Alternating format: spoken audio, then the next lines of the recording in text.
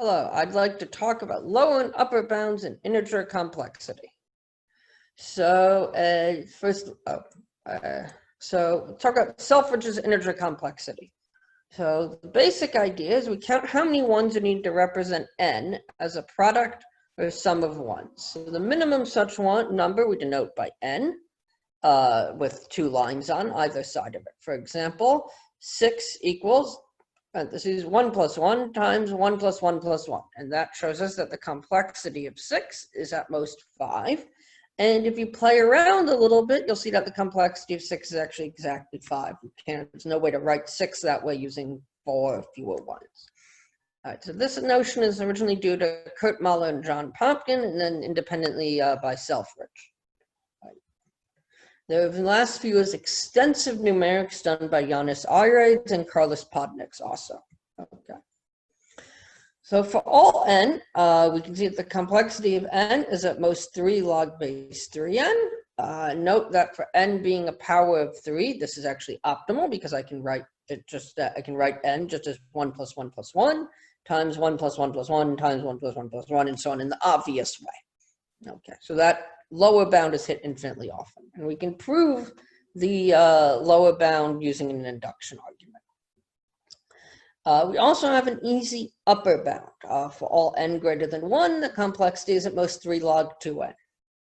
And the proof for this is write n in base 2 and nest, essentially. So for example, 59 base 10 equals 111, 0, 1, 1 base 2. So we can write 59 in this nested fashion shown here. Another way of thinking about this is we can writing n in terms of smaller and smaller numbers. At each stage, we either subtract 1 and then divide by 2, or we just divide by 2. And each given stage, we're going to be using at most 3 ones, and each stage corresponds to the reduction of n by 1 power of 2. So each time we get rid of 1 digit in the base 2 expansion of this. One note of caution I need to say is that when people see the upper bound proof, they sometimes assume that the lower bound can be proven using some sort of base 3 argument. I don't know of any proof that actually works directly that way. So the proof is a little different than that. Okay. So we have a few questions. So Selfridge asked, is the integer complexity function actually asymptotic to 3 log base 3n? This is still open. And Richard Guy asked, is it true that the complexity of 2 to the a times 3 to the b is always 2 to the a plus 3 to the b for any a and b, well, non-zero. If it's both a and b are both 0, then this is obviously false, but in the other cases, is that true? All right. Lower bound, so we're going to define delta of n to be the complexity of n base minus 3 log base 3n, and we're going to call this the defect of n. All right, so we're going to use this to try to understand the lower bound a little bit better.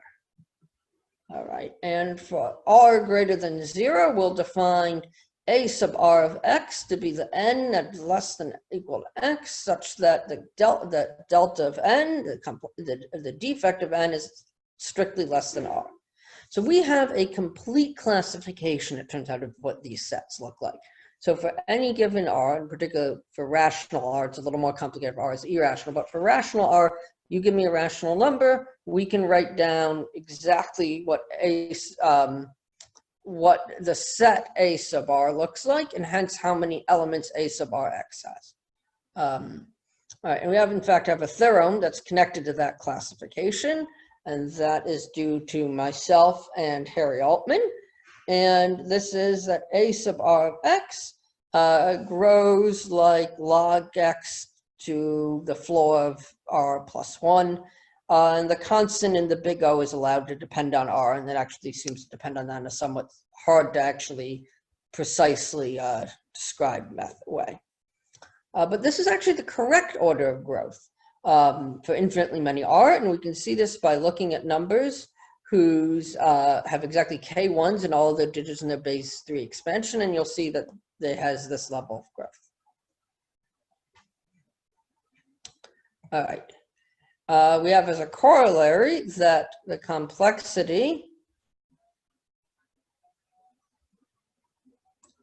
can be arbitrarily large, because obviously if I fix any set of these, this is not big enough to get, you know, everybody, all of the positive integers if I fix any given R.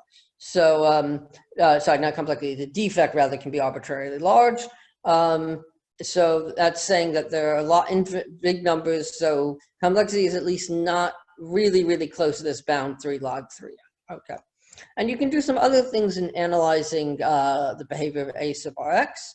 And using that, Harry Altman has shown that Selfridge's second question, the 2A3 to the B question, that really does have that value, the 2A plus 3B, as long as your A is at most 48. And you can, in principle, use that method with some computation to push that up further. Okay. So one obvious question is improving our upper bound. So we get the upper bound by writing n in base 2, right? Thinking of n as, and so can we do better? What about other bases? It turns out larger bases in the basic fashion are more inefficient. So for example, you try to write n in base 3, so that is, you're now taking the scenario where you say, okay, either at any given stage, I can either just divide by 3, I can subtract 1 and divide by 3, or I could subtract 2 and divide by 3. Right? That's going to correspond to each digit in base 3 being either 0, 1, or 2. Well, if you do that, you'll get that you'll get this bound, the complexity of n is less than or equal to 5 log base 3 log n. And that's actually a little weaker than the 3 log base 2n bound. So it actually gets weaker. And if you go to bigger bound bases, it actually gets even worse in general, although it's not strictly increasing. So writing a bigger base doesn't seem to obviously do better there. We have a result, actually, I not this, have a result that we can in fact do better, which is in the first non-trivial bound of this sort. And the key is that we can switch between bases in the middle of a number. And we can think of this as depending on different p-adic representations of various fractions in their different primes p.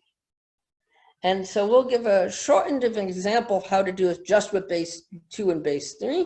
Which will get that the complexity of n is at most c log natural log n, where c is about 4.05. The tightest current result of this form uses primes from the set 2, 3, 5, 7, 11, 13, 17, 19, and some products of those primes. And this gets the following general theorem.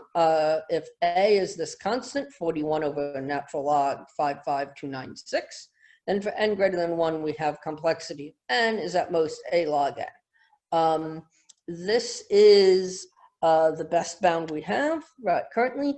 I should note that it is ending at 19. This isn't because got bored or decided to stop. There are some technical barriers that exist to really extending the method beyond using those primes.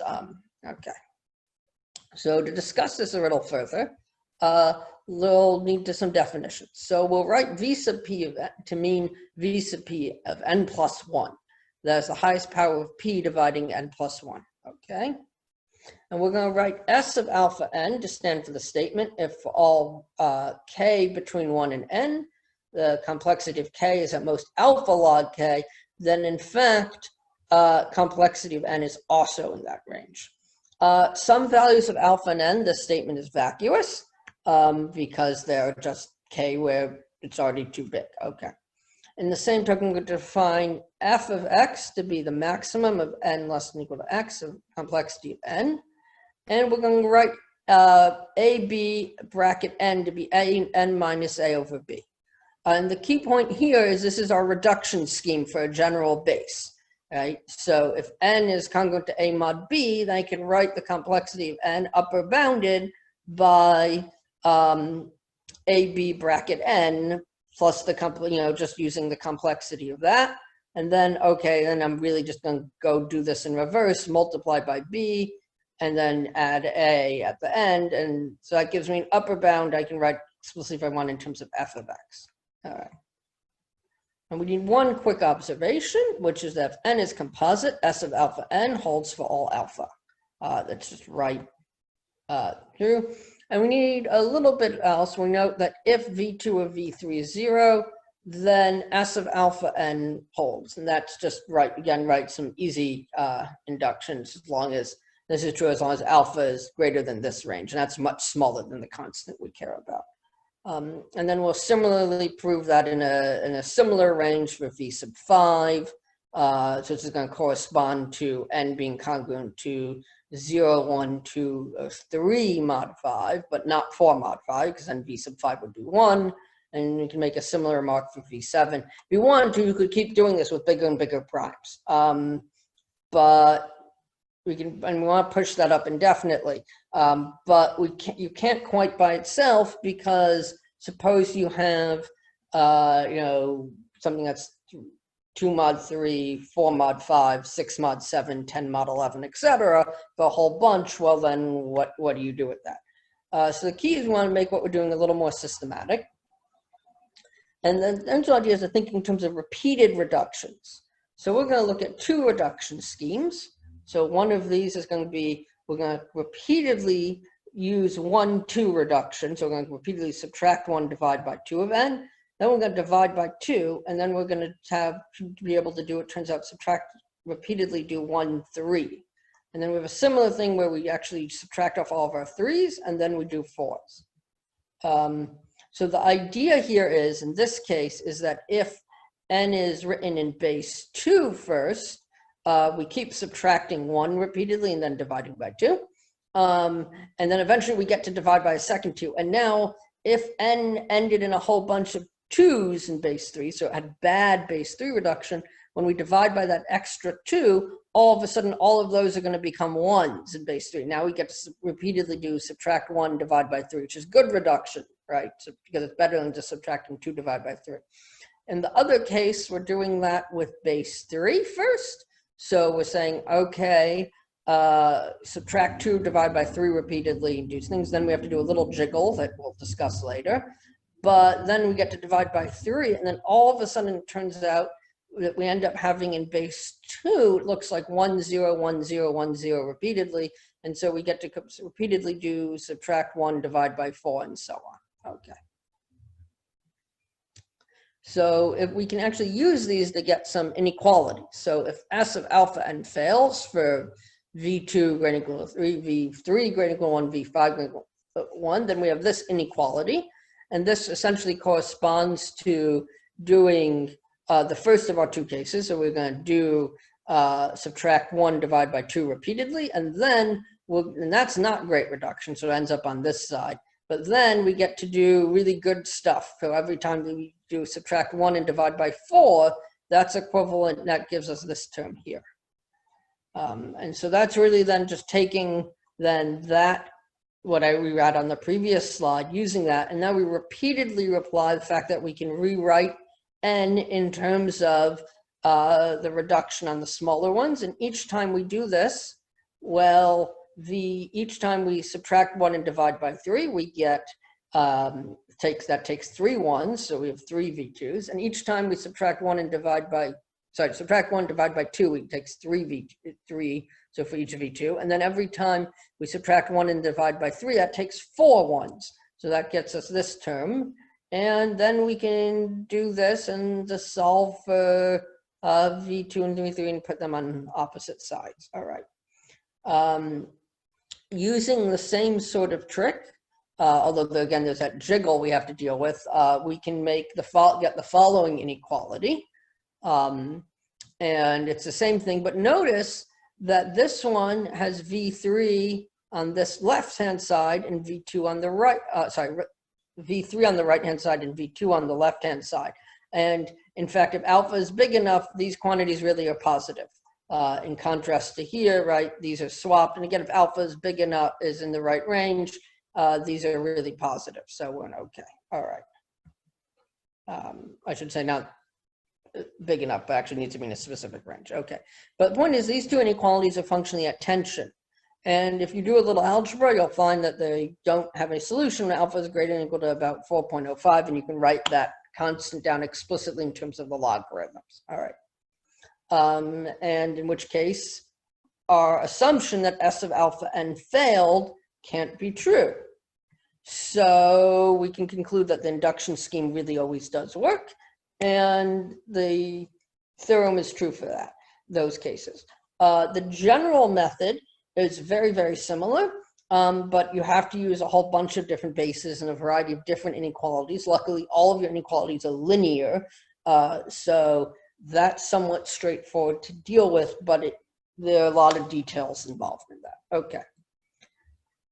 So this leads to some generalizations. We're saying inequality of a number n is good if the corresponding two-adic expansion of -1 over n has many zeros. For example, -1/7 is 1, 0, 0, 1, 0, 0, 1, 0, 0. So this is in some sense going to be good if, right, for our purposes, if I can have some number that ends in lots of ones, mod, base 2, but then I get to divide by 7, I get away with a good thing. I have a situation where I now have an efficient reduction, really efficient reduction in terms of 2's. All right. And this is the same as looking at 2 to the phi n k minus 1 n as k grows, or looking at the base 2 expansion of 1 over n. So depending on what your preference is, we have 3 different ways of thinking about such numbers. All right. So we'll say an odd number n greater than 1 is 2 balanced if -1 over n has its purely periodic two-adic piece exactly as many ones as zeros. And we'll say it's 2 efficient, but has more zeros than ones, and 2 inefficient, or just inefficient, have more ones than zeros. All right, so this is going back, right? We don't want to use inefficient numbers in our reductions. If the number is really inefficient, then when we end up getting to divide by it, it doesn't help give us a better inequality, because that just means when we're doing it at base 2, it's still, after we've divided, it still takes lots of extra times we have to subtract 1. We don't like subtraction, we like division. And then if it's efficient, that's good. When we divide by it, we get, something like 7, it's good. And then there are numbers like 3, which are in the middle. They have exactly as many, you would naively expect, exactly as many ones and zeros. They're okay, they're not amazing, but they're okay, and they're sometimes useful. Okay. So do inefficient numbers exist? Yes, 187 is inefficient. But it's not too hard to show that lots of efficient numbers are efficient or balanced. For example, 2 to the m minus 1 is efficient for m greater than 1. In fact, if you noticed, 3 looked at, had the version 1, 0, 1, 0, 1, 0, etc. 7 looked 1, 0, 0, 1, 0, 0, 1, 0, 0, etc. In fact, the obvious pattern if numbers from 2 to the m minus 1 continues.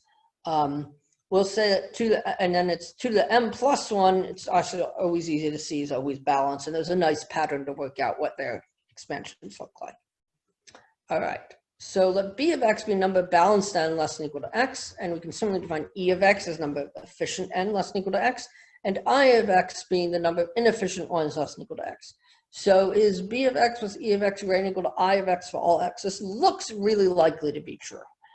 This looks really, really, really likely, because 187 is inefficient, but that's the smallest inefficient number. They seem really rare. Okay. And are there infinitely many n which are inefficient? We don't actually have an answer to this. I suspect the answer is yes, there are, but this seems tough. And we can ask, are there infinitely many primes which are balanced, efficient, inefficient? Obviously, for inefficient n, we can't even show there are infinitely many n which are inefficient, at least. So showing infinitely many primes that are inefficient seems tough. We have a theorem. I have a theorem with Christian Rutger at ISU, at Iowa State. And this is that every prime which is 3 or 5 mod 8 is balanced, which, if you notice, is roughly half the primes, because you have just 4, congruence classes outside from 2 for the odd primes. So, right, so 1 mod 8, 3 mod 8, 5 mod 8, 7 mod 8. And so certainly it suggests that if you ask the same questions about B, E, and I for just primes, you should really, really strongly believe that B of x plus E of x is greater than or equal to I of x. But that, well, again, the analogy, the analogous version just for primes. But we actually haven't proven that. So that really at least seems to be true. Another question you can ask is, every power of 3 balanced? If there were a power of 3 that weren't balanced, if it were efficient, we get a much better inequality in our earlier case if we could move up to a large power of 3 and divide by that. Unfortunately, Christian has shown that every power of 3 is balanced. One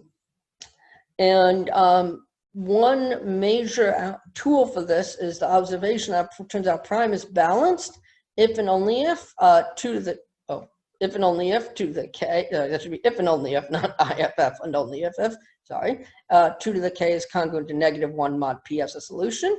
Note that's false for composites. The smallest one is n equals 69. One question we're wondering about is for every a is 2 to the n minus 1 efficient for sufficiently large n. And so those are some questions we're thinking about this problem. All right. Acknowledgements: Harry Altman, Jeff Ligarius, Stephen Miller, there should be a comma here, Juan Eros de Reina, Christian Rutger, and Glenn Stevens, all who've helped a lot with ideas and thoughts connected to this. And then one other person who really does an acknowledgement and also memory is Richard Guy, who this was a problem that he was interested in. Unfortunately, while he saw an early version of this work, he actually passed away before I was able to send him the current preprint I have of the current best upper bound that looks really like close to the best upper bound we really can get with this technique directly. Yeah, thank you.